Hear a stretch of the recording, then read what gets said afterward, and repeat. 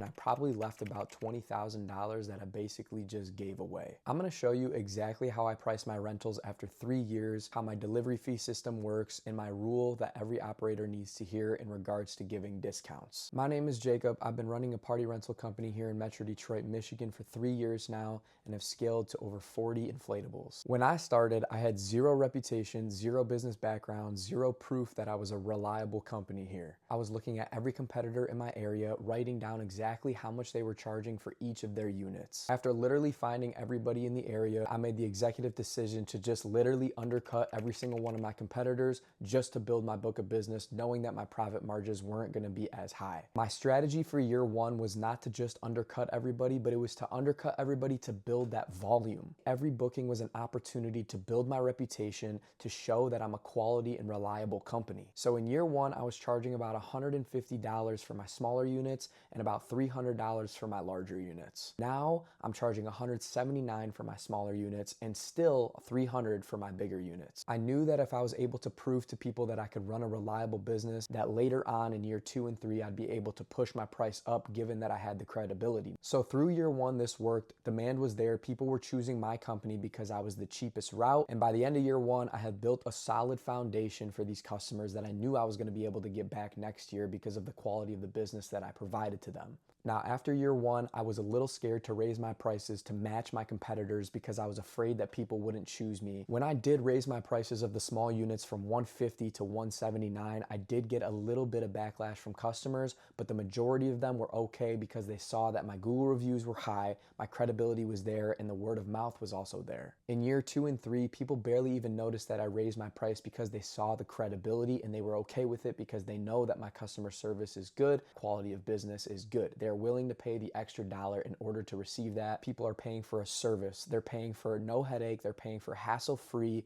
parties delivered directly to their backyard. In year one, it's scary because you just want to build up your book. But once you have a solid foundation, don't be afraid to raise your prices, and you're going to understand that what you're providing is very valuable and that you're able to charge a certain amount based on that value. You also have to think about the products that you have. If your competitors don't have it and it's unique, that's also part of the way that you can price your bounce houses. For example, I have a Spider-Man bounce house that's an absolute killer. It's not a huge inflatable, but it's a style bounce house that everybody loves. It's super high in demand, so I know that I can charge higher for it because of the popularity of it. Listen, I was at the stage after year one where I was like, okay, maybe I should just keep my prices the same. I don't want to lose customers. I don't want to do worse in year 2 than I did in year 1. But listen, you're valuable. Your company is valuable. The business you're providing is valuable. It is okay to raise your price given that your business is very quality. At the end of the day, this business is very kid oriented. Their kid wants something, their parent is going to pay for it. That's the beauty of this business. But you need to understand that the business that you're providing has to be valuable. Your customer service has to be great. The cleanliness has to be great. All of these things factor in of how you price your units. Okay, now let's talk about the delivery fee system and how you can utilize this to really capitalize on revenue. So there's basically 2 ways that party rental operators run delivery fees. The first route is just charging a flat fee. That's an easy set it and forget it, but that's going to be money left on the table. The second method, which in my opinion is much better, is to charge delivery fee based on the number of miles away the event is from your headquarters. Let's go ahead and talk about method 2. So we are currently on my website. I'm going to go ahead and go into a product page,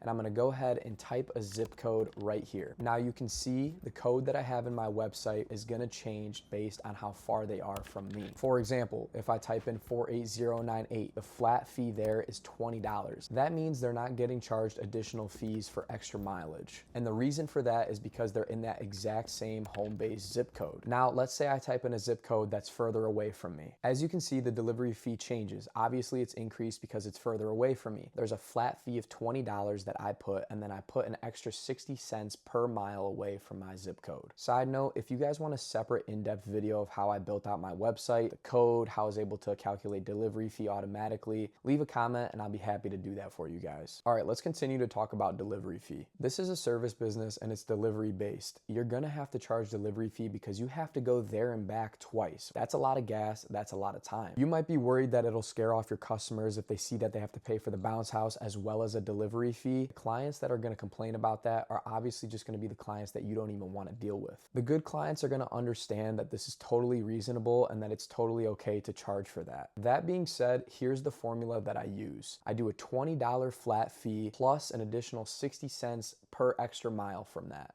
After I was doing a lot of research on my competitors, I realized that this industry is super outdated when it came to websites. People weren't able to, add to cart. It doesn't show the prices. You have to give them a call. Guys, we're in 2026 now. You can book directly online. That's how it should be. You buy some clothes, you buy some shoes, you can directly add to cart and check out and have it to your doorstep right away. In this industry, you can do exactly that. Yes, it's a rental, it's not a purchase. That's totally fine. You can still set up your website in a way where they don't have to call, they don't have to deal with a headache. All they got to do is just add it to their cart and check out, and they're going to get a party delivered right to their doorstep. And to any operator out there that's afraid to charge a delivery fee, let me just break this down for you. Let's say a customer wants to book with you and they're 35 miles away from you. That means you have to drive 35 miles there to drop off, and then 35 miles back after you finish your drop off. When the event is over, you then have to go another 35 miles there and then another 35 miles back after for pickup. That's 140 miles of driving, fuel, and about 2 hours of your crew time that you're probably gonna have to pay them too. Now, if you're charging a flat $20 or $25 delivery fee on that, that's gonna hurt. That's why the per mile rate is reasonable and makes sense. Okay, delivery fee is super important to really just justify your way of going there and back twice. You're delivering that directly to their doorstep. Okay, let's move on and talk about the negotiation rule. Being a party rental operator, you're gonna deal with people that are gonna be trying to negotiate with you, and that's just business. Every day you're gonna be getting calls where people are trying to get a cheaper price. Here's my number one rule for negotiation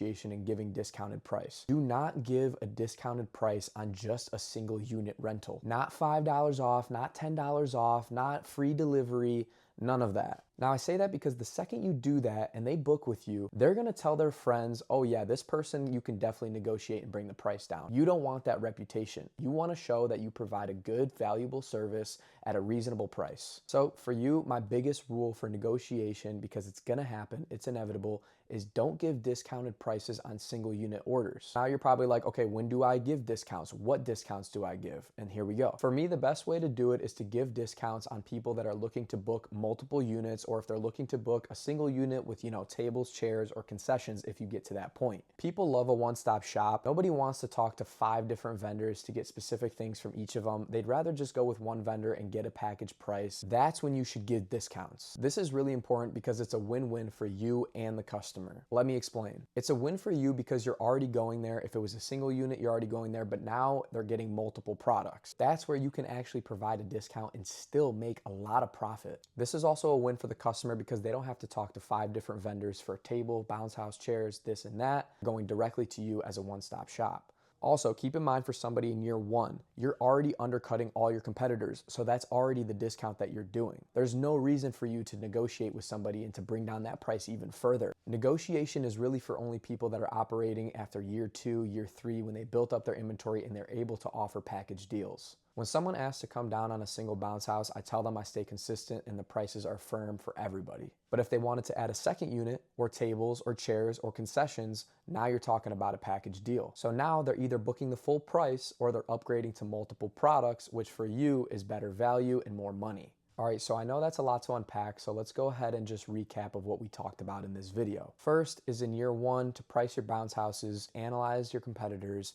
and undercut them in that first year to build up your book. Second thing we talked about was the delivery fee system. You wanna make sure that you're following the route of a flat fee plus additional mileage charge, not just a flat fee. That's the lazy way to do it. That's leaving money on the table. The third thing is the negotiation rule. Never give a discount on single units, only give discounts on bundled deals. Next video, I'm gonna be talking about the exact equipment I bought for year 1, what I regret buying, and what made me money right away. Make sure you subscribe so you don't miss it. Also, leave a comment below of where in the country you're located. I'm curious as to know what people are charging for bounce houses in those areas. Thank you so much, guys. See you in the next one.